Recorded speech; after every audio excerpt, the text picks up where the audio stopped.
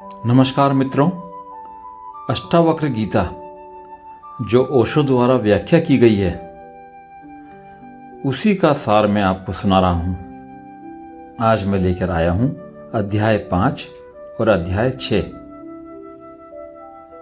चौथे अध्याय में अष्टावक्र ने कहा, मुक्त वही है जो कर्म करते हुए भी अकर्ता है।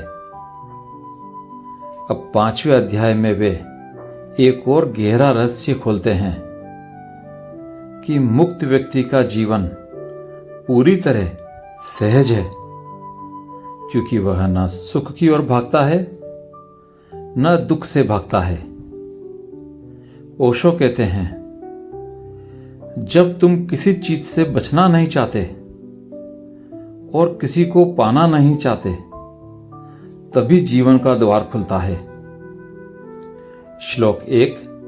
अष्टावक्र बोले, ज्ञानी न सुख में फंसता है न दुख में, वह दोनों को समान देखता है और मौन में स्थित रहता है।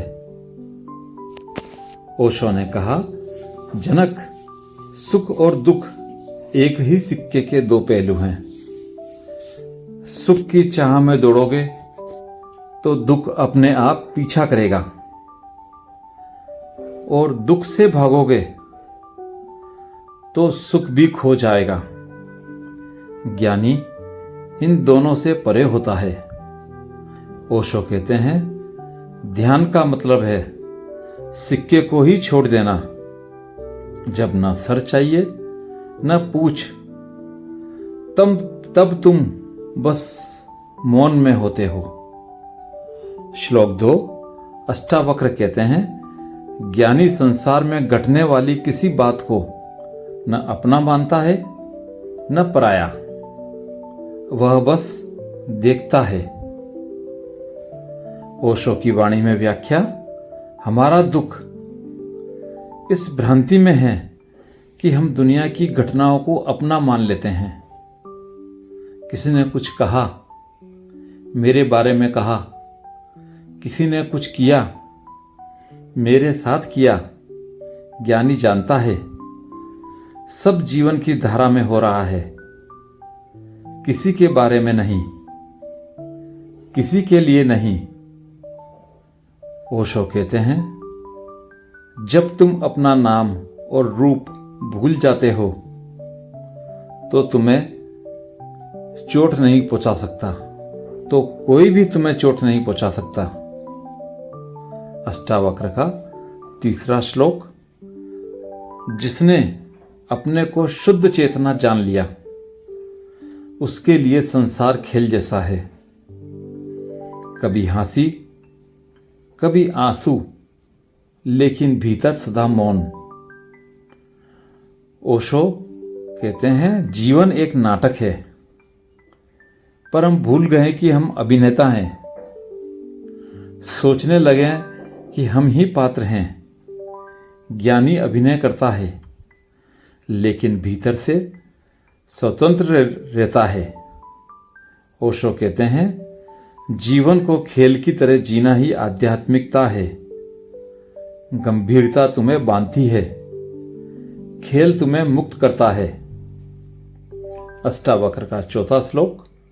मृत व्यक्ति पाने या खोने की चिंता नहीं करता, वह संतुष्ट है। मुक्त व्यक्ति पाने या खोने की चिंता नहीं करता, वह संतुष्ट है जैसा भी है। ओशो इसकी व्याख्या करते हैं, हम हमेशा कुछ पाने में लगे हैं, और जब पाते हैं तो डरते हैं कि कहीं खो न दें। मुक्त व्यक्ति न पाने की दौड़ में है, न खोने के डोर में, न खोने के डर में। वह जानता है जो है वही पर्याप्त है। ओशो कहते हैं, संतोष का मतलब है भीतर का आकाश पा लेना, फिर बाहर की वस्तुएं आती जाती रहें, कोई फर्क नहीं पड़ता। अष्टावक्र का 5वां श्लोक है, ज्ञानी का मन शांत है, उसका हृदय निर्मल है, वह न कुछ करता है न कुछ छोड़ता, सब कुछ सहजता से घटता है। ओशो इसकी व्याख्या करते हैं, मुक्त व्यक्ति प्रयास नहीं करता, क्योंकि प्रयास वहीं होता है जहां कमी का अनुभव हो। जब भीतर पूर्णता हो तो हर काम सहज होता है, जैसे हवा बहती है, जैसे नदी बहती है। ओशो कहते हैं, सहजता ही परम योग है। 5वें अध्याय में अष्टावक्र हमें यही सिखाते हैं कि मुक्ति का रहस्य भागने या पकड़ने में नहीं है, बल्कि दोनों को छोड़ देने में है। ओशो के शब्दों में, जब तुम्हारे पास कुछ भी बचाने को ना हो और कुछ भी पाने को ना हो, तब तुम्हारे पास सारा अस्तित्व होता है।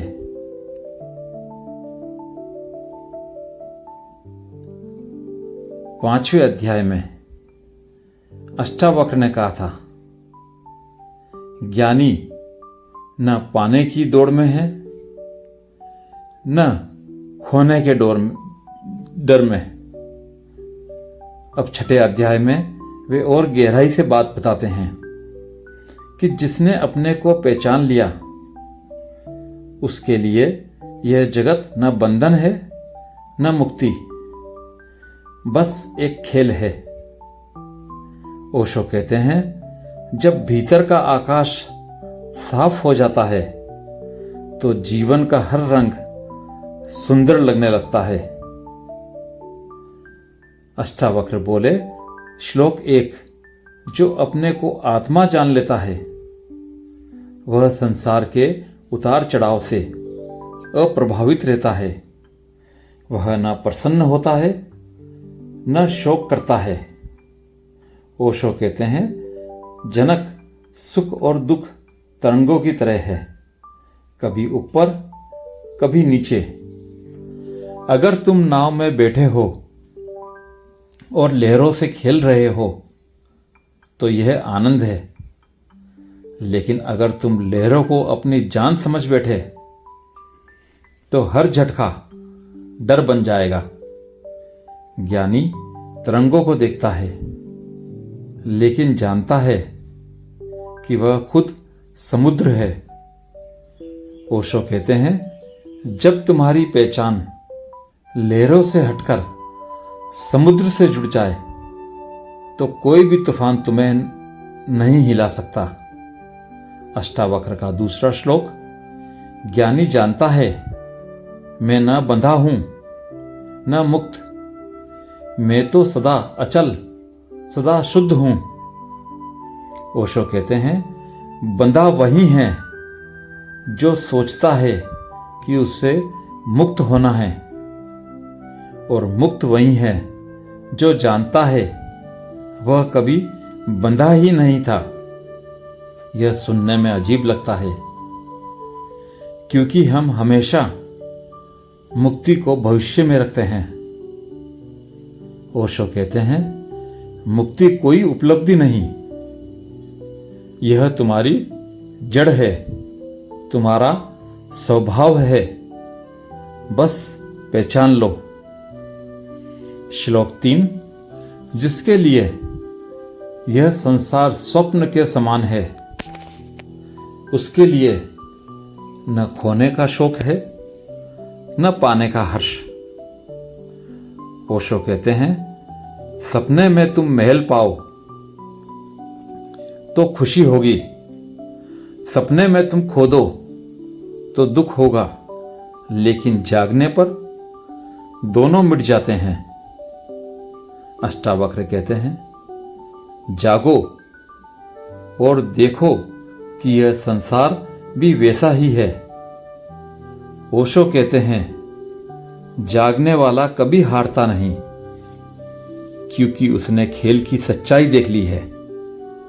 अष्टावक्र का चौथा श्लोक, जो आत्म स्वरूप में स्थित है वह क्रिया में भी अक्रिया है।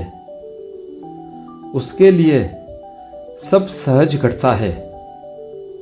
ओशो कहते हैं, तुम चलते हो, बोलते हो, खाते हो, लेकिन भीतर कोई नहीं कहता मैं कर रहा हूं। सब होता है, बस तुम देखते हो। यही अक्रिया का रहस्य है। कर्म है, लेकिन करता नहीं।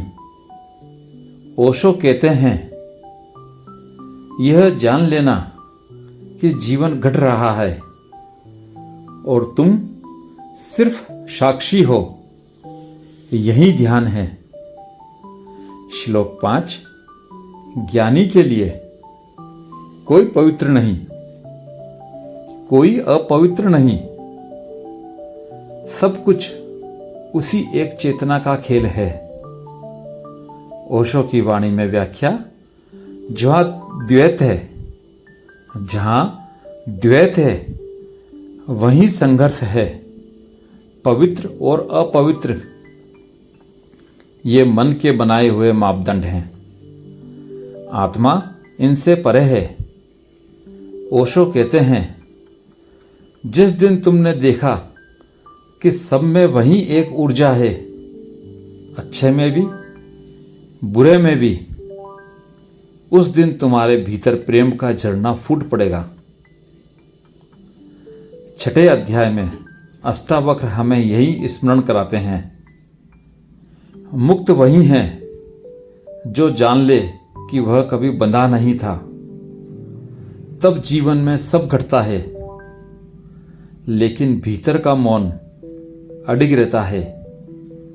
ओशो के शब्दों में, तुम लहर नहीं समुद्र हो, यही समझ लेना मुक्ति है।